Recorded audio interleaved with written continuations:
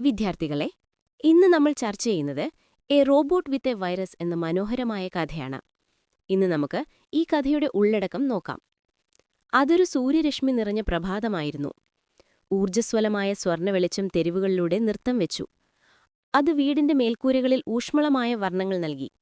കാട്ട് തണുപ്പുള്ളതും ഉന്മേഷദായകവുമായിരുന്നു. ആ സൂര്യരശ്മി മുകളിലെ ജനലിലൂടെ റിക്കിയുടെ മുറിയിലേക്ക് ഒളിഞ്ഞു നോക്കി. 11 വയസ്സുകാരനായ അവൻ അപ്പോഴും കിടക്കയിലായിരുന്നു. റിക്കി മനോഹരവും ഭാവികാലോചിതവുമായ ഒരു വീട്ടിലാണ് താമസിച്ചിരുന്നത്. അവിടെ നിങ്ങൾക്ക് ആവശ്യമുള്ളതെല്ലാം ഉണ്ടായിരുന്നു. പക്ഷേ അവന്റെ ശീലങ്ങൾ മോശമായിരുന്നു.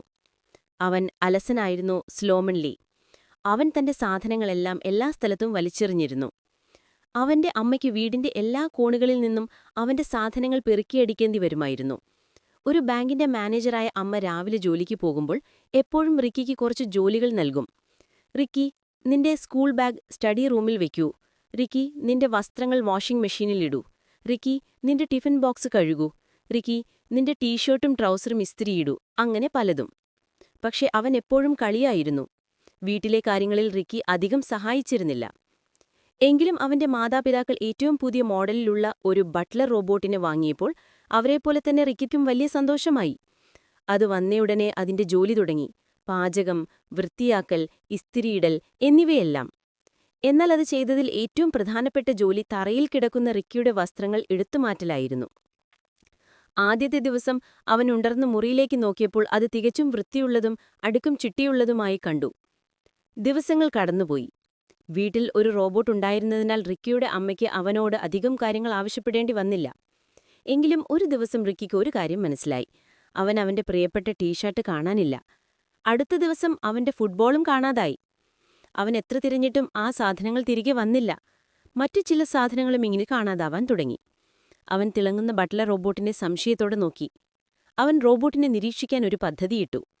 അവൻ റോബോട്ടിനെ വീടിനു ചുറ്റും രഹസ്യമായി പിന്തുടരാൻ തുടങ്ങി. ഒടുവിൽ അവൻ അതിനെ കൈയോടെ പിടികൂടി. Caught it red handed. Robot റിക്കിയുടെ ഒരു കളിപ്പാട്ടം എടുത്ത് എവിടെയോ ഒളിപ്പിക്കാൻ പോവുകയായിരുന്നു. റിക്കി ഓടിച്ചെന്ന് തന്റെ മാതാപിതാക്കളുടെ റോബോട്ട് കേടായെന്നും മോശമായി പ്രോഗ്രാം ചെയ്തതാണെന്നും പറഞ്ഞു പരാതിപ്പെട്ടു. അത് മാറ്റിക്കിട്ടാൻ അവൻ ആവശ്യപ്പെട്ടു. പക്ഷെ അവർ അത് സാധ്യമല്ലെന്ന് തീർത്തു പറഞ്ഞു. അവർക്ക് പുതിയ റോബോട്ടിനെ വളരെ ഇഷ്ടമായിരുന്നു. അത് അതിശയകരമായി പാചകം ചെയ്യുന്നുണ്ടായിരുന്നു. അതുകൊണ്ട് റിക്കിക്ക് എന്തെങ്കിലും തെളിവ് കണ്ടെത്തേണ്ടി വന്നു. പക്ഷെ ഒരുപക്ഷെ കുറച്ച് രഹസ്യ ചിത്രങ്ങളോ മറ്റോ ആയിരിക്കും. നിങ്ങൾ എത്ര നന്നായി പാചകം ചെയ്താലും ശരി, റോബോട്ട് ഒളിപ്പിച്ചുവെച്ച നല്ല സാധനങ്ങളെക്കുറിച്ച് റിക്കി തന്റെ മാതാപിതാക്കളോട് വീണ്ടും വീണ്ടും വാദിച്ചുകൊണ്ടിരുന്നു.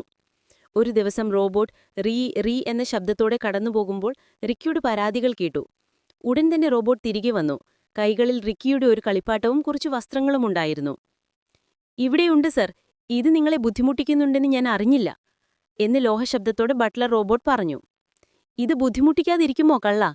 നീ എന്റെ സാധനങ്ങൾ ആഴ്ചകളായി മോഷ്ടിക്കുകയല്ലേ എന്ന് റിക്കി ദേഷ്യത്തോടെ മറുപടി പറഞ്ഞു. സാധനങ്ങൾ തറയിൽ ഉപേക്ഷിക്കപ്പെട്ട നിലയിലായിരുന്നു. അതുകൊണ്ടാ നിങ്ങൾക്ക് അവ ആവശ്യമില്ലെന്ന് ഞാൻ കണക്കുകൂട്ടി. ആവശ്യമില്ലാത്തതെല്ലാം ശേഖരിക്കാൻ ഞാൻ പ്രോഗ്രാം ചെയ്തതാണ്. രാത്രിയിൽ ഞാനത് മറ്റുള്ള മനുഷ്യർക്ക് ഉപയോഗിക്കാൻ കഴിയുന്ന സ്ഥലങ്ങളിലേക്ക് അയക്കും. ഞാൻ പരമാവധി കാര്യക്ഷമമായ ഒരു യന്ത്രമാണ്, മാക്സിമം എഫിഷ്യൻസി മെഷീൻ. നിങ്ങൾക്കിതറിഞ്ഞില്ലായിരുന്നോ എന്ന് റോബോട്ട് അല്പം അഭിമാനത്തോടെ പറഞ്ഞു. ഇത് കേട്ടപ്പോൾ റിക്കിക്ക് നാണക്കേട് തോന്നി. അവൻ തന്റെ സാധനങ്ങളെല്ലാം ഉപയോഗശൂന്യമായതുപോലെയാണ് ജീവിതകാലം മുഴുവൻ കണ്ടിരുന്നത്. അവൻ ഒന്നിനെയും ശ്രദ്ധിച്ചിരുന്നില്ല. അവന്റെ മോശമായ ശീലങ്ങൾ കാരണമാണ് റോബോട്ട് അത്തരത്തിൽ പ്രവർത്തിച്ചത്. അവൻ മറ്റുള്ളവരുടെ ആവശ്യം അറിയുന്നതിൽ ഫലപ്പെട്ടു. തന്റെ സാധനങ്ങളോട് അനാദരവ് കാണിച്ചു. ആ നിമിഷം റിക്കി പരമാവധി കാര്യക്ഷമമായ കുട്ടിയെ അവൻ തീരുമാനിച്ചു. അവൻ തന്റെ സാധനങ്ങളിൽ കൂടുതൽ ശ്രദ്ധ ചെലുത്താൻ തുടങ്ങി. അവ ആവശ്യമത്ര മാത്രം സ്വന്തമാക്കുകയും വൃത്തിയാക്കി അടുക്കി വയ്ക്കുകയും ചെയ്തു. അവന്റെ പോക്കറ്റ് മണി ഉപയോഗിച്ച് സാധനങ്ങൾ വാങ്ങി തന്റെ നല്ല സുഹൃത്തായ റോബോട്ടിന്റെ സഹായത്തോടെ മറ്റ് ആവശ്യമുള്ള ആളുകളെ സഹായിക്കാൻ തുടങ്ങി. ഇന്നത്തെ ക്ലാസ് നമ്മൾ എവിടെ അവസാനിപ്പിക്കുന്നു.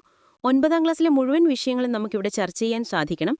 നിങ്ങളുടെ സപ്പോർട്ട് ഉണ്ടാവുമെന്ന് പ്രതീക്ഷിക്കുന്നു. മറ്റൊരു ക്ലാസ്സുമായി വീണ്ടും കാണാം. ബൈ.